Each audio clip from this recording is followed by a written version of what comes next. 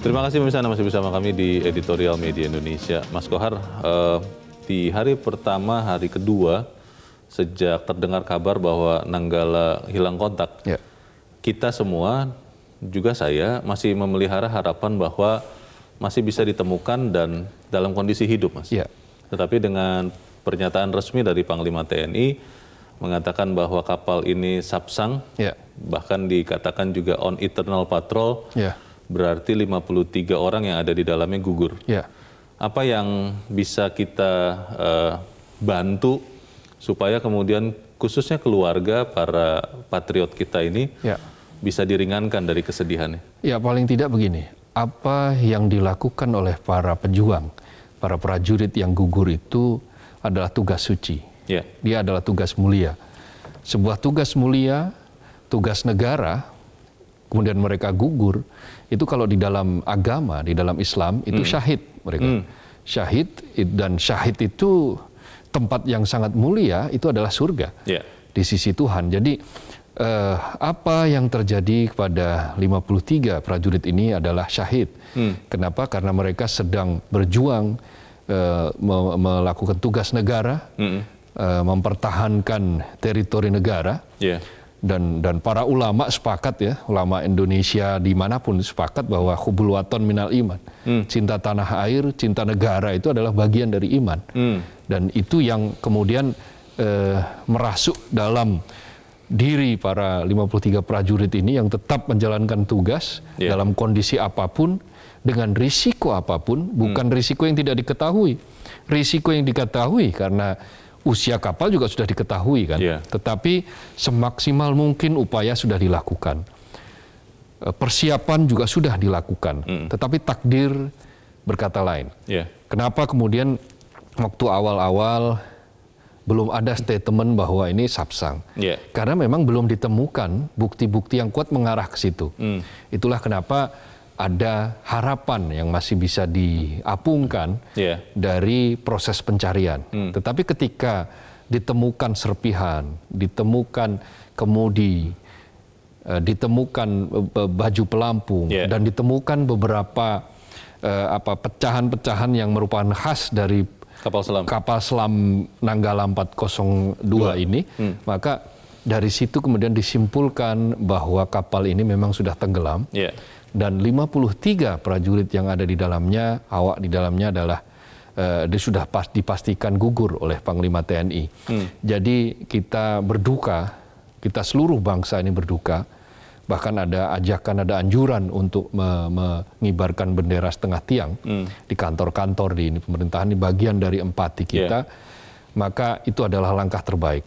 Tetapi yang tidak kalah yang harus dilakukan lagi oleh negara adalah tadi memastikan bahwa jenazah yang sangat mungkin bisa diangkat, harus diangkat, dicari semaksimal mungkin, lalu kemudian diperlakukan dengan cara yang layak, dan keluarga yang ditinggalkan juga harus mendapatkan kompensasi atau santunan lah dari negara, termasuk anak-anak yang mungkin masih sedang dalam pendidikan, harus dibiayai oleh negara dengan sampai pada level sarjana mungkin, atau bahkan kalau ada yang ingin meneruskan profesi dari orang tuanya, ya diberikan kesempatan yang seluas-luasnya.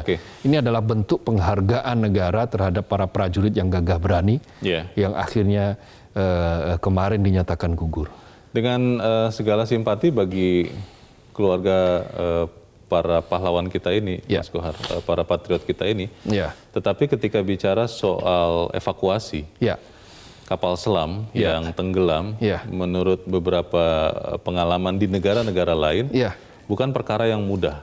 Dan apalagi kita mengetahui temuan awal mengatakan bahwa KRI 402 Nanggala ada di kedalaman lebih dari 800 meter, yang sebetulnya sangat sulit, bahkan untuk kapal-kapal canggih ataupun peralatan canggih seperti ROV dari KRI Regal dan dari negara sahabat MV Swift juga harusnya tidak mudah. Nah, apakah itu akan terus kita lakukan untuk mengevakuasi kapal itu, atau memang kita prioritaskan untuk mengevakuasi jenazah dari para prajurit kita? Prioritas pertama adalah jenazah, karena itu bentuk dari tanggung jawab yang harus diemban oleh negara.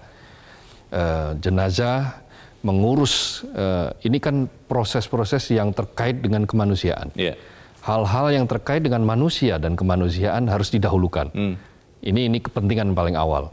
Baru kemudian setelah itu berpikir tentang bagaimana kapal ini, bagaimana investigasi dilakukan, termasuk bagaimana proses audit dilakukan. Itu baru kemudian. Tetapi yang paling utama sekarang adalah pertama lakukan evakuasi, pencarian jenazah. Kemudian yang kedua berikan rasa tenang kepada keluarga, berikan respect kepada mereka, empati terhadap mereka. Ya tentu saja.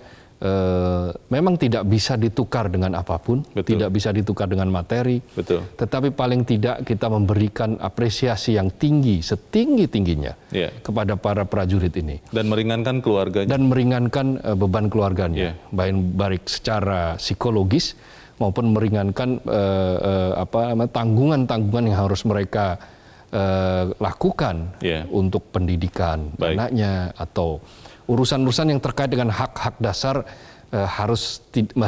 mestinya dibereskan. Baik, kita nanti akan membicarakan bagaimana kemudian setelah ini agar kita pasti juga, Mas Kohar, khususnya dengan kapal selam yang lain, dengan alutsista yang lain, bahwa memang prajurit-prajurit kita walaupun tahu ada risiko, tetapi kita juga bantu meminimalkan. Tapi kita harus jeda dahulu dan pemirsa tetap bersama kami.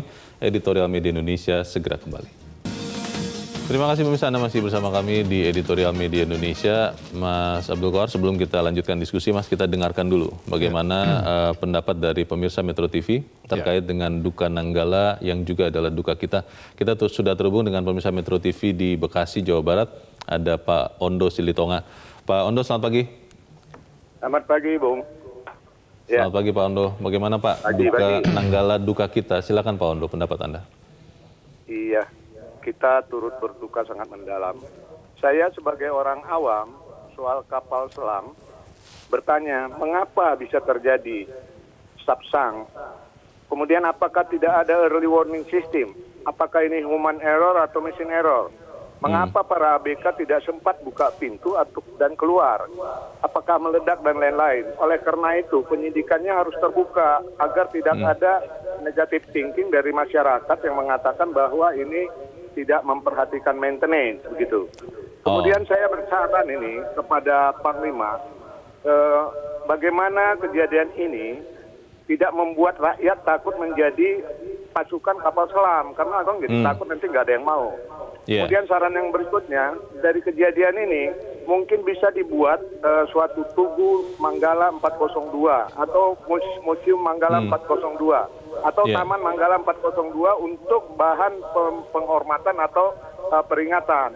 Yang terakhir, kalau bisa anak-anak korban yang sudah berkeluarga itu biaya pendidikannya digratiskan sampai mereka ke jenjang perguruan tinggi. Demikian, Bung Menan.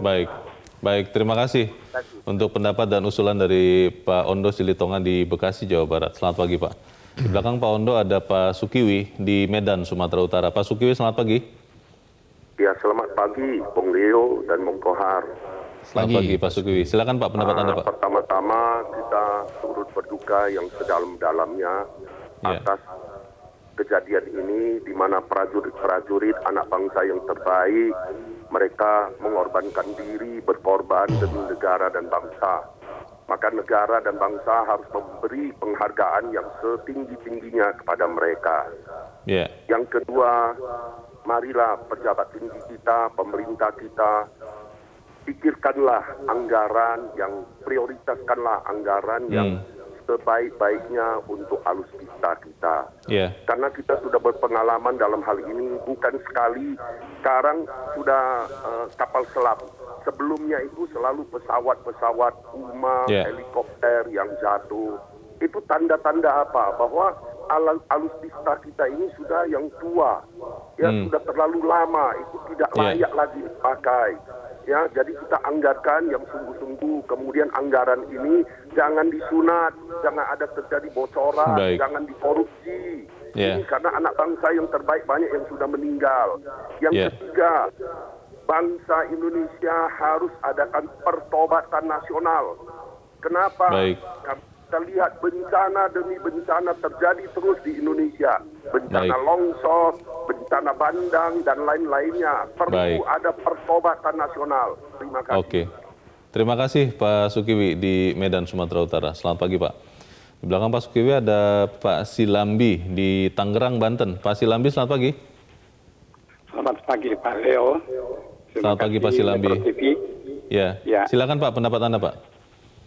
Ya, terima kasih. Duka yang dalam, kita patut mengingatkan bahwa mereka telah gugur untuk bangsa.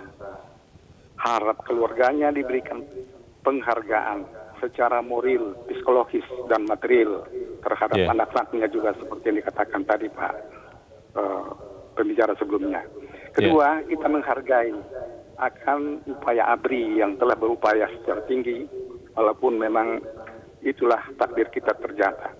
Menghargai juga negara-negara tanpa melihat ras, agama, sehingga mereka mau dengan sukarela membantu dengan cepat. Yang ketiga, agar tidak terjadi hal-hal serupa ini di masa depan, harus memperhatikan tentang auditing, operasi, maintenance daripada alutsista yang dipunyai oleh ABRI, terutama Angkatan Laut, yang mempunyai risiko yang begitu tinggi. Semakin tua alutsista ini, semakin tinggi juga maintenance yang harus dilakukan. Semakin sering harus dicek. Antara lain misalnya itu perlu non-destructive test, misalnya X-ray bagi bagian-bagian plat, supaya kelihatan bahwa ini memang sekuat. Demikian juga dengan peralatan-peralatan yang terkait. Terima kasih. Terima kasih Pak Silambi di Tangerang, Banten. Selamat pagi. Di belakang Pak Silambi masih ada Pak Ramadan di Jambi. Pak Ramadan, selamat pagi. Selamat pagi, Assalamualaikum warahmatullahi wabarakatuh. Waalaikumsalam warahmatullahi wabarakatuh. Silakan Pak Ramadan, pendapat Anda Pak. Saya pribadi mengucapkan belasungkawa kepada semua 53 orang yang telah mendahului kita itu yang dikatakan oleh Pak Panglima sudah gugur. Semoga keluarga yang ditinggalkan itu sabar dan sabar. Semua organisasi Islam menyatakan bahwa 53 itu matinya mati syahid, Pak Leo. Iya, Pak. Yang terpenting itu 53 ini tugas untuk negara, untuk mengamankan negara ini nomor satu. Tentu pengorbanan 53 ini saya berharap negara hadir untuk keluarganya. Hadir itu dalam arti satu, kalau anak-anak yang ditinggalkan, istri yang ditinggalkan belum punya rumah, alangkah baiknya dia punya rumah sendiri. Yang kedua, kalau keluarganya itu ada yang sekolah atau kuliah dan sebagainya, negara itu hadir untuk menyekolahkan anak-anaknya sampai ke perguruan tinggi. Bagi saya, dia ini tugas untuk negara, tentu negara hadir untuk anak-anaknya dan dia berkorban untuk negara sampai meninggal dunia. Saya kira itu harapan saya yang paling dalam, negara hadir pada hari ini untuk keluarga dan istri dan anak-anaknya. Terima kasih Pak Leo dan Mas Kohar. Assalamualaikum warahmatullahi wabarakatuh. Waalaikumsalam warahmatullahi wabarakatuh. Terima kasih Pak Ramadan di Jambi. Selamat pagi Pak. Semua pemirsa mengatakan duka Mas Kohar, tapi ada beberapa yang dimintakan khusus seperti Pak Ondo tadi minta investigasi lebih jelas supaya banyak pertanyaan yang kemudian kita bisa tahu dan lalu ada usulan untuk memberikan monumen atau semacam penghargaan seperti itu. Beberapa penelpon lain juga mengatakan keluarga ini harus diperhatikan, anak-anaknya harus diberikan santunan. Tapi pertanyaan saya Mas Kohar, aturan negara terkait dengan keluarga dari prajurit yang gugur seperti 53 orang putra terbaik di Nanggala ini seperti apa? Ya, dia diperlakukan seperti aturan pada pahlawan. Nah, aturan terhadap pahlawan itu bagaimana? Terhadap pahlawan itu ya istrinya, anaknya, bahkan cucunya itu masih mendapatkan kesempatan, ada hak dari negara yang diberikan kepada mereka. Keluarga veteran misalnya, mereka masih berhak untuk menerima itu. Nah, maka hal yang sama itu perlu diperlakukan juga kepada para pahlawan era kini ini. 53 prajurit yang gugur karena menjalankan tugas. Nah, itu yang paling utama. Lalu kemudian tadi usulan tentang monumen dan seterusnya. Itu ya bagi sebagian bangsa kita monumen itu penting untuk mengingat. Betul. Untuk mengingat bahwa ada peristiwa tragedi yang pernah terjadi. Supaya tidak mudah terlupakan ya. Betul, tidak pernah terlupakan. Dan ada sebuah kalimat bijak gitu. Wakafa bil mauti wa'idho. Dan cukuplah kematian itu menjadi nasihat. Artinya beberapa korban, beberapa gugurnya prajurit itu cukup memberikan nasihat kepada siapa? Kepada yang hidup. Kepada yang hidup agar melakukan berbagai langkah-langkah. Tadi disebutkan ada permintaan investigasi, audit terhadap maintenance, lalu bahkan proses pembelian alutsista agar terbuka dan akuntabel. Ya, itu nanti setelah urusan dengan jenazah para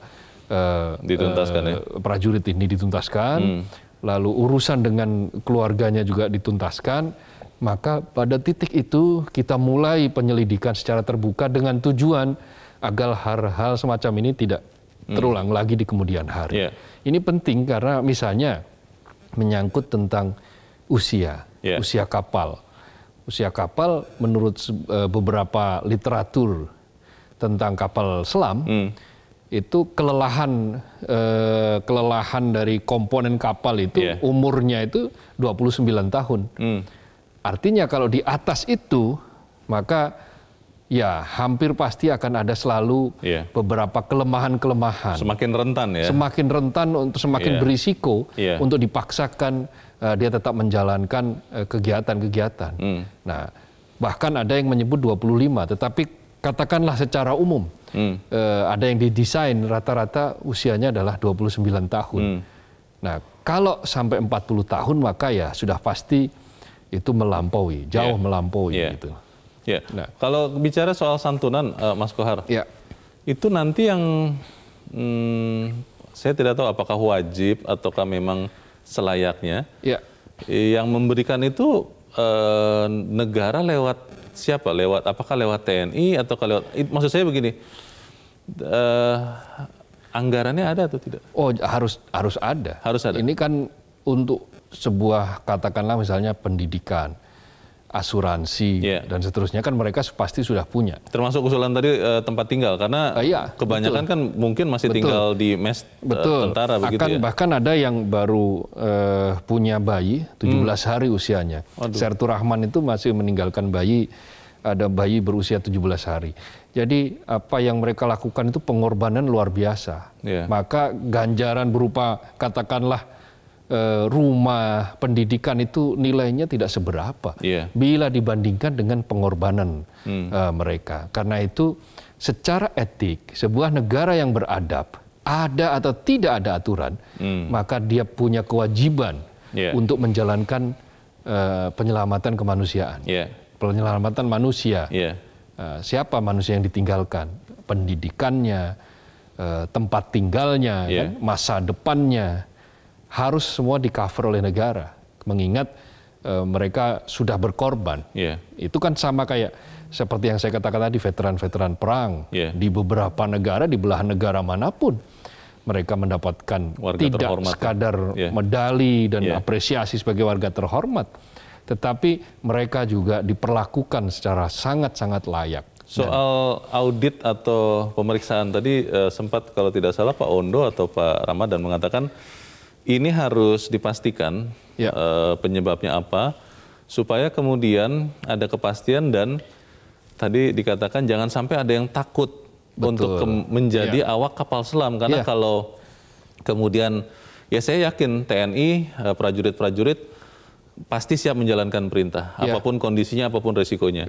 Tapi kita sebagai warga bangsa kan tidak mau kalau kemudian ada hal-hal yang sebenarnya kita bisa mungkin cegah, mungkin ya, karena Tuhan berkata lain, tapi kita tidak melakukan upaya maksimal untuk itu, Mas Kohar. Ya, selama kita masih manusia, maka rasa takut itu wajar.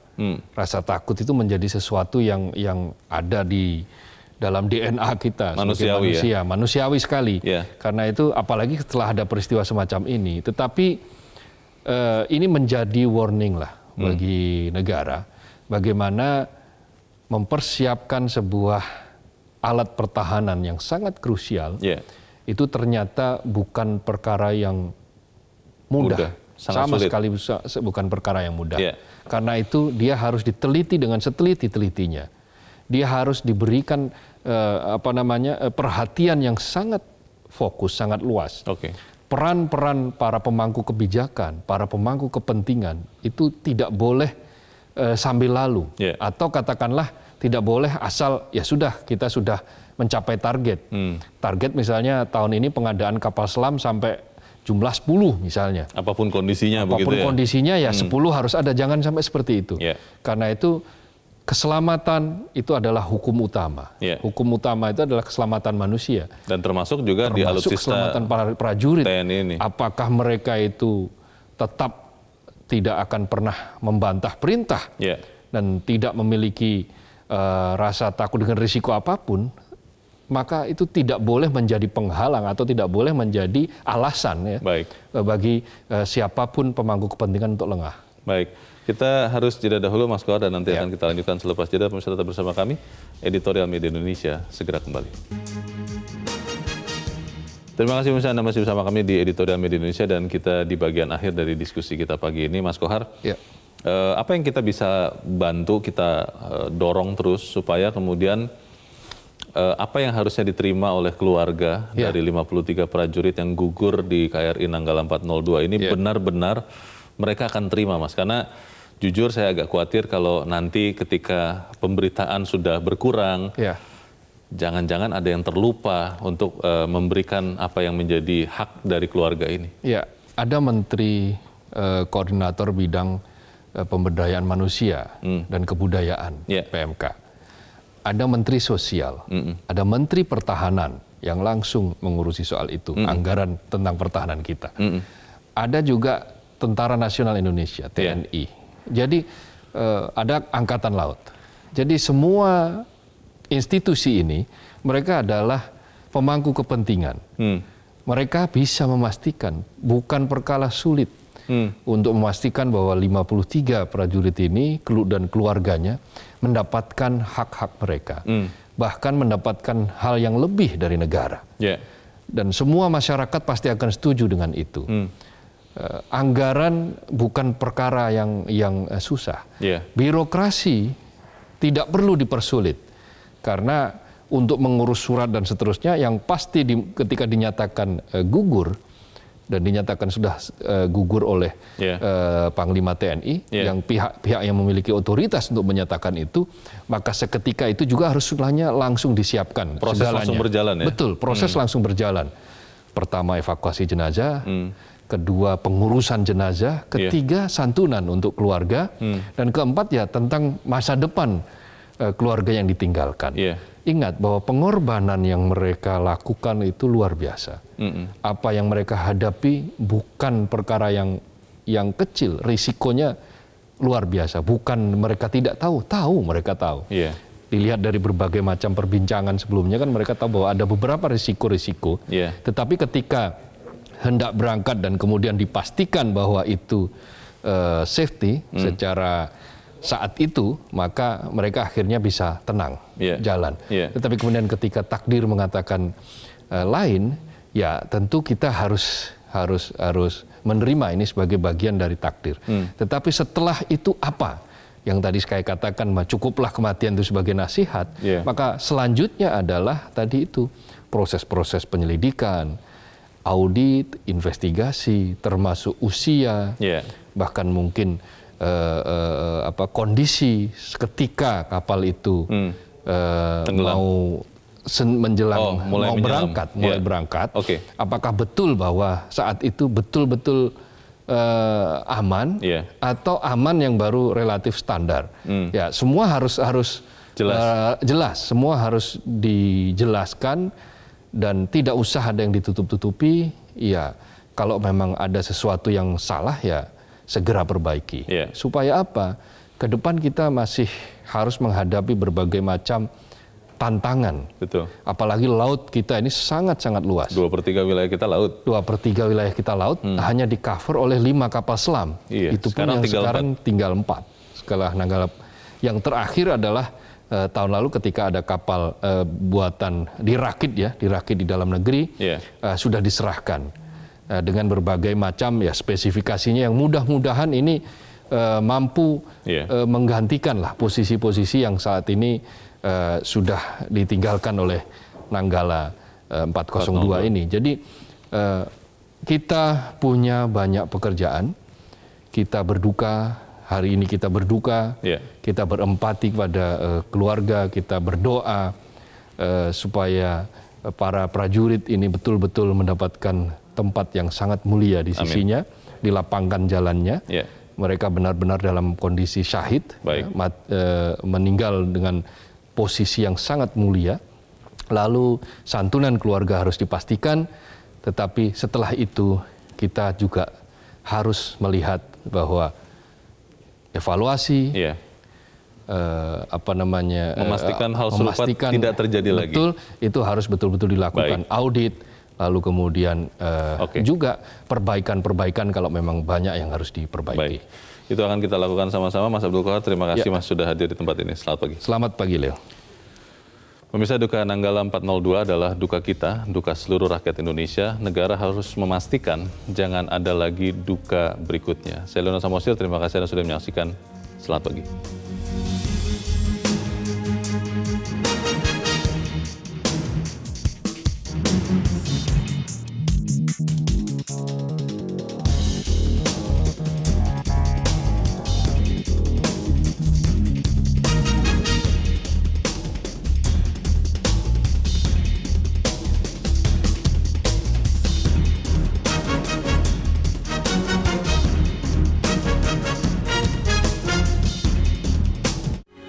Metro TV.